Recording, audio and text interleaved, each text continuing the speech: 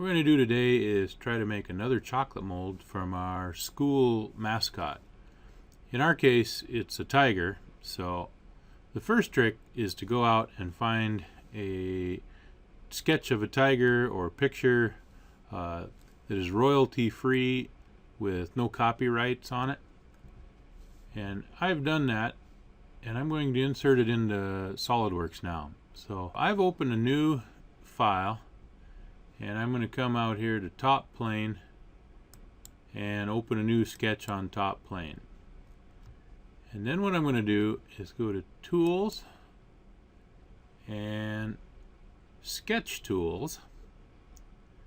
And Sketch Tools way at the bottom has an option for Sketch Picture. And then I'm going to go out and find my picture of my tiger.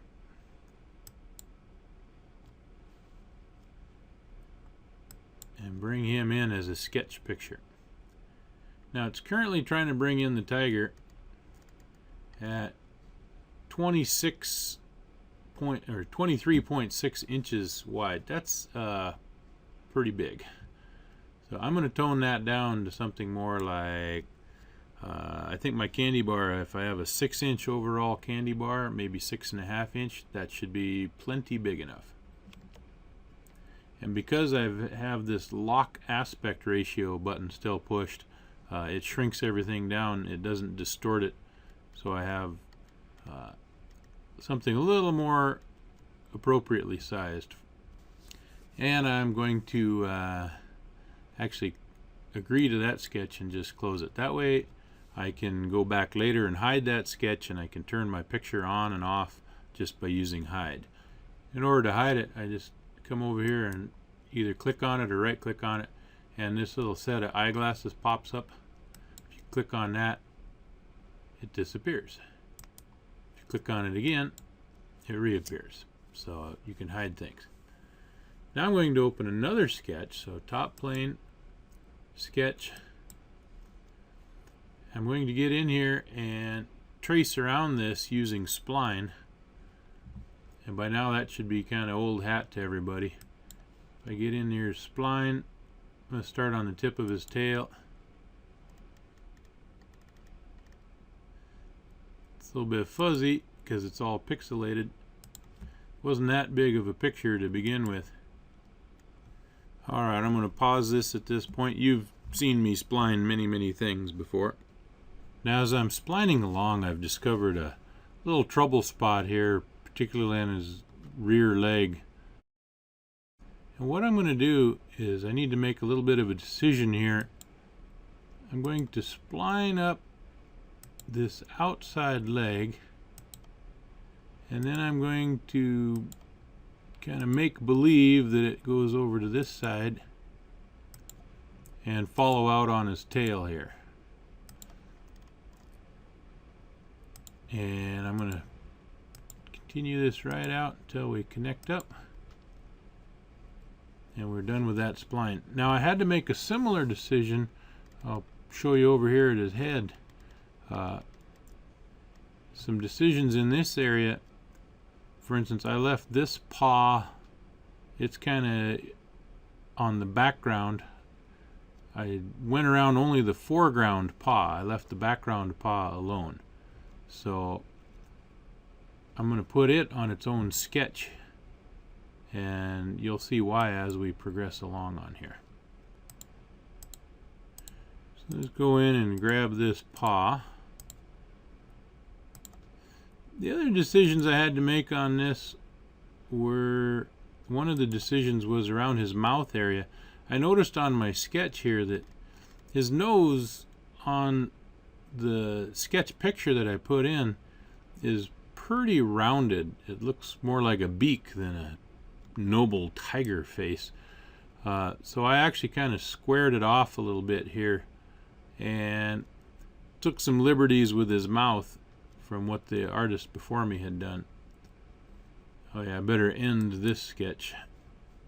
So here we are on a new sketch 4, going through and splining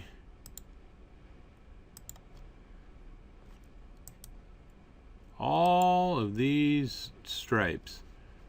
And I'm starting to wonder at my sanity at this point why I picked an animal with so many features. But I did. So if you have an animal like, say, a tiger with a bunch of stripes, or maybe maybe you have an eagle for your school, good luck. Oh yeah, by the way, I'm taking a little shortcut here.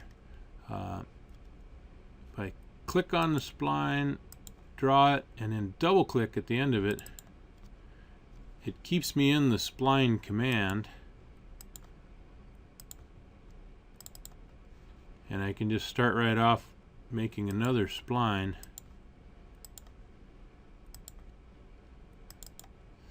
Instead of having to come up to the top and constantly tell it I want to end one spline and start another. You're kind of doing that by double clicking. But you got to double click really fast. So now as I'm putting in these splines, let me demonstrate a few things. If you happen to click too slowly while you're trying to double click, you'll end up with a bunch of control points in the middle of your spline, and it might not be really what you wanted. So just right click, say I'm going to select. You can click on a control point, let's try this guy, and just hit the delete key, and it will make your control point go away. So if you get a whole grouping of them in there that you did not want, they're easy enough to remove. Also, you can just grab on it and pull it and change the curve how you might want it. In fact, I still might have too much information here, so I'm going to delete that one. Pull on it to where you want it. Click on the other one. You can change the curve of your spline by pulling on these control handles, and I'm rotating the control handle here. If I tug on it linearly, I can change kind of its personal gravity here, how much it affects how far down the line. So with a combination of those two movements, I can usually get it into where I want it to be. Similarly here, this one looks a little rounded. Tug this guy into here. Tug this one up. Yeah, he needs a furrowed brow there. That's the other design issue I need to make here, is that his eye, this is going to be difficult to get this tiger eye, and I just don't think a pupil and an eyelid is going to quite do it. So I'm going to try to give him a little more intense tiger eye design here. So I'll try something that looks a little bit like this. And I don't believe I want to get it wrapped around on top of itself here, so I'm going to end that sketch. That looks a little better. Possibly move this up a touch here, if I can get a grab on him. And maybe make this a little pointier. I think that's got potential. Other things to concerns here is his ear looks a little bit puffy and his mouth doesn't look quite right to me. What I'm going to do is shut off sketch 1 and see how it's looking. He looks considerably different without the background picture on. I think I like how the eye is turning out currently. His ear needs some help and his mouth needs some help. So I'm going to close this sketch and go back to those original sketches and work on those a bit. So at this point, I would like to look at a couple of things that can go wrong on your drawing. For instance, when I'm looking at my tiger here, his ear looks a little bit, I don't know, looks more like a muffin or something on top of his head. So it's tempting to get inside while everything's grayed out and start pulling on some points. We can pull his ear back a little bit here and make it flatten down a little bit to make it look more like a fighting pose, because he is leaping at something. So, and maybe we look at his mouth and say, oh, his mouth isn't quite right, and we get inside here and start pulling on geometry. Now we actually can move some of these splines around, but the problem is when we say, okay, I'm going to agree to this, our other splines have gone crazy on us. Alright, so we don't want to do that. So I'm going to undo. Oh, there's too many undos to actually undo, so I'm actually going to discard this. Don't save the changes. Open it back up again, and it'll look fine. Hopefully, if you haven't saved changes. I'm going to get into that sketch. Be sure to open the sketch first, then go in and change anything that needs changing on it. Let's pin that ear back a little bit better here. Oops.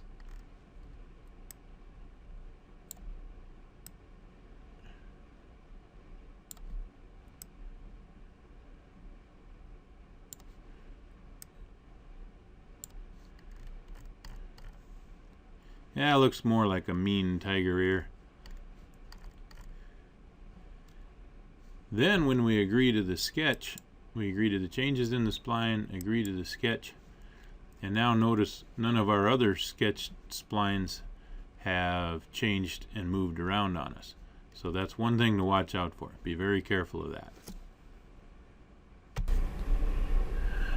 So this time I've opened up the spline again. I'm going to edit it. I'm going to remove a few control points because I feel his chin has too many of them.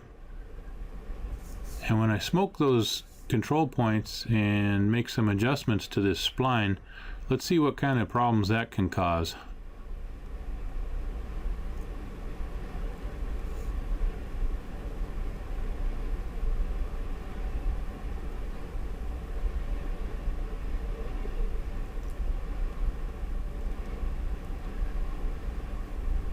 Oh man, notice his paw there and his ear, everything's gone crazy just by removing some control points. It looks like he's been playing with a ball of string at this point. It's a tiger on the trapeze. This is not good.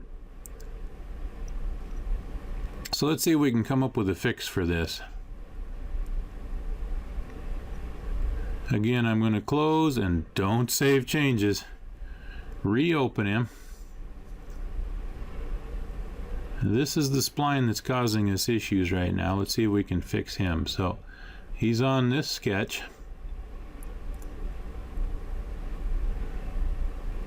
I'm going to try, and when I click on this control point, notice I have a coincident relationship here. I'm going to remove that relationship.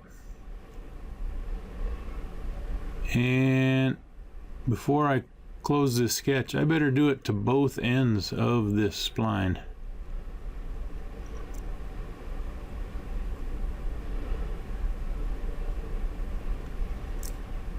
Now if I open up my outline spline, get in here, remove a few of these control points from his jaw, give him a little more sinister mouth here. Let's see if everything stayed put this time. Well, his paw did pretty good. Now up by his ear is messed up. I'm going to have to delete all these coincident relations on my splines that touch the outline spline if I intend to remove any of the control points. It could be a long day.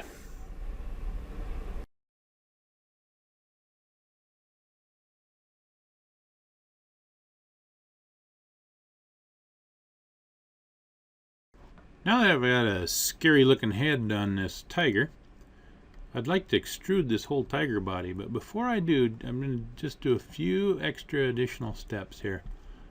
What I want to do is extrude the main body out. I'm going to extrude it probably 100 thou, but this background, his paw back here, I'd like to extrude it about 60 thousandths. So what I'm going to do is tell it sketch 3, pull this in a little ways, pull this in a little ways, make sure I have a nice tight looking paw.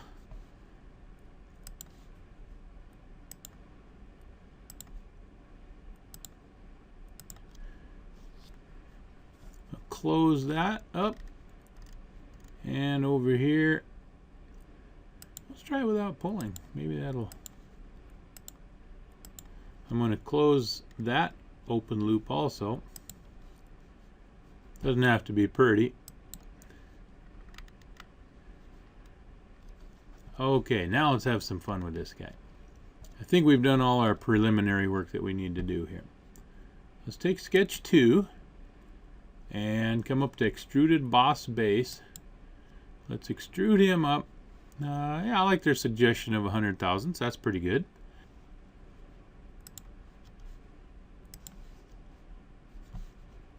So he's extruded out now 100 thousandths of an inch.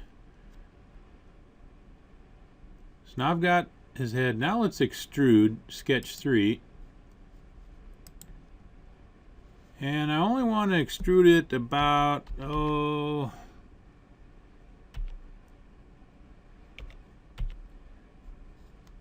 not very much. If I extrude it very far, then I'm going to run into troubles later when I try to fillet this outside edge. So I've got it extruded. It's got some relief there. His rear leg is here.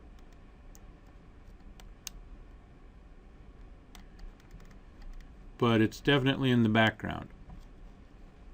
Now I'm going to grab this exterior and try to fillet that. I'm going to put in a 063 fillet, and it looks like it's going to do it. I think it'll do it as long as my this secondary extrusion down here doesn't get up into the fillet. If this gets up into the fillet, then we're going to have some problems, and it's not going to like to fillet it. There. So I've got my tiger with legs. Good time to save. Now to have some fun with him.